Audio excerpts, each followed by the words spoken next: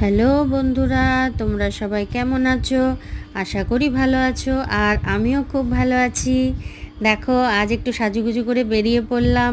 কোথায় বলো তো? আসলে আজকে আমাদের একটা পিকনিক ছিল, সেখানে আমরা পৌঁছে গেলাম। আর পৌঁছে গিয়ে দেখো কি সুন্দর জায়গাটা। এটা কোন জায়গা তোমরা যদি জানো আমাকে একটু কমেন্টে জানিও। ভীষণ ভালো লাগছিল পিকনিকে গিয়ে, কত মানুষজন, কত বন্ধুবান্ধব। ওখানে ভীষণই ভালো লাগছিল আমার।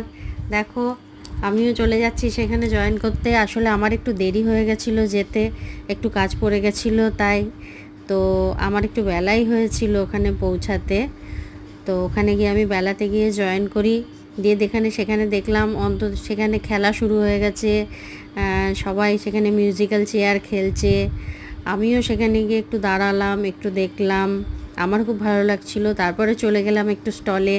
দেখলাম ওখানে চা আর একটু পকোড়ার ব্যবস্থা ছিল।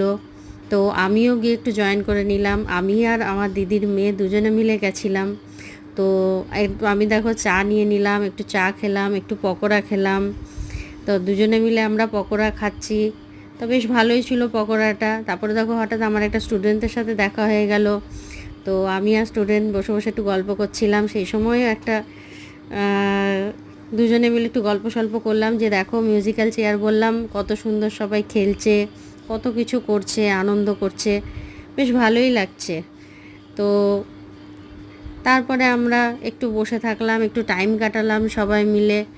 খুব ভালোই লাগছিল টাইম কাটাতে। তারপরে চলে গেলাম মেন কোর্সে, যাক খাওয়া দাওয়ার পর্বে, কারণ দেরিতেই গেছিলাম যেহেতু জলখাবারে অ্যাটেন্ড করতে পারিনি আমি।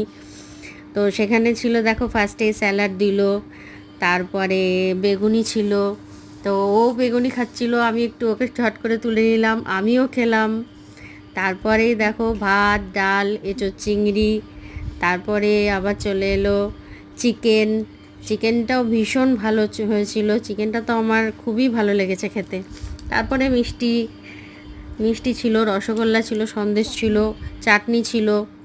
আসলে ওগুলো নিয়েছিলাম, ঠিক অতটা ঠিক পছন্দ করি না, কিন্তু খুব ভালো লাগলো।